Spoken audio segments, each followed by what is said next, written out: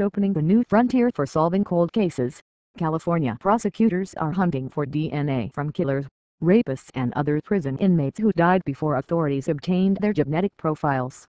Prosecutors from Sacramento, Los Angeles and Orange counties are sifting through old court exhibits and examining long-since forgotten crime scene evidence in search of blood, saliva and other material that can be tested for DNA. Once obtained, the DNA is compared with the genetic profiles from unsolved cases that have DNA from unidentified perpetrators. Prosecutors say they believe the program is the first in the nation to target potentially thousands of offenders who have died in prison or while on parole before a biological sample could be tested for DNA as required by state law. Last year, the program made its first cold case hit after prosecutors discovered that coroner's officials in Sacramento still had blood from an autopsy conducted on serial killer Juan Chavez, who hanged himself in Folsom Prison in 1999. Chavez pleaded guilty to robbing and strangling 5 middle-aged men in Los Angeles County during the mid to late 1980s. Once Chavez's genetic profile was placed in the state's DNA criminal databank, authorities found that it matched DNA on a cigarette butt left at the Westlake area apartment of a man strangled in 1990.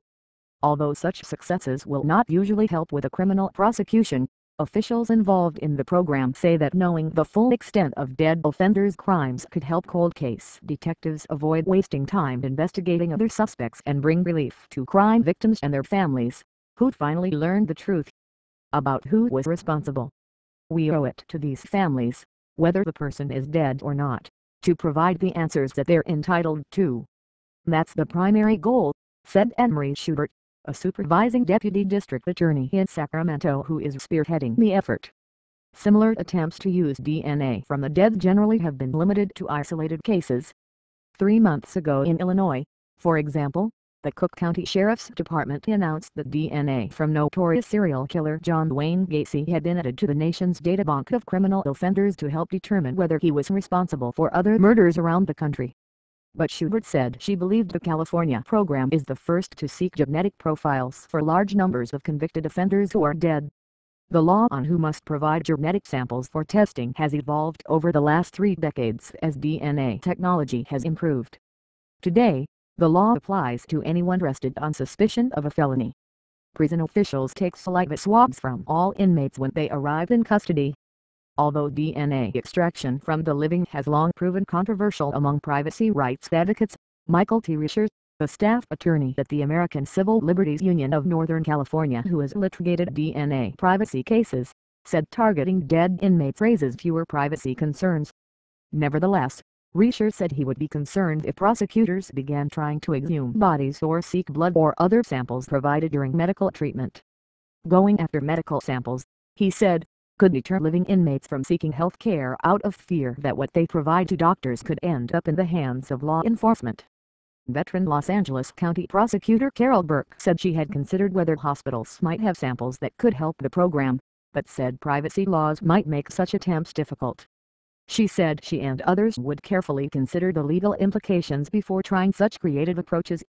Emotionally, you want to react by saying, let's get samples wherever we can, however we can. But we're in a position here where we have to follow the law, and that's what we'll do, she said. The program has made obtaining genetic profiles of inmates who died while on death row a priority. Burke, who heads the Los Angeles County District Attorney's Sex Crimes Division, said she personally tracked down biological samples from 5 death row inmates after they died. Among them was Roland Norman Kumwa, who was convicted of abducting 2 Chatsworth teenagers in 1987, killing one and leaving her friend for dead in an abandoned station wagon. Kumwa died in 1994 from an infection following surgeries for chronic heart and bowel problems. Burke said she was able to obtain his blood from clothes that Los Angeles police had kept after officers shot Kumwa during his 1987 arrest for the slaying. So far, however, DNA from Kumwa and the 4 other Los Angeles County inmates who died on death row have not matched any profiles from unsolved cases. Even if we just get these few in, I think it's worth the effort, Burke said. We solved 1 case, so to me that's rewarding and worth my time. The searches often prove fruitless, with plenty of dead ends. Many times, prosecutors find that court exhibits have been destroyed, Laboratory evidence has been thrown away, autopsies were not conducted or inmates were cremated. Faced with such disappointments, prosecutors have tried to think of creative approaches, such as searching for envelopes from letters that inmates wrote to loved ones or to the court. In Orange County, the district attorney's office is preparing to send samples from 2 dead inmates to the state's Department of Justice for testing in the next couple of weeks.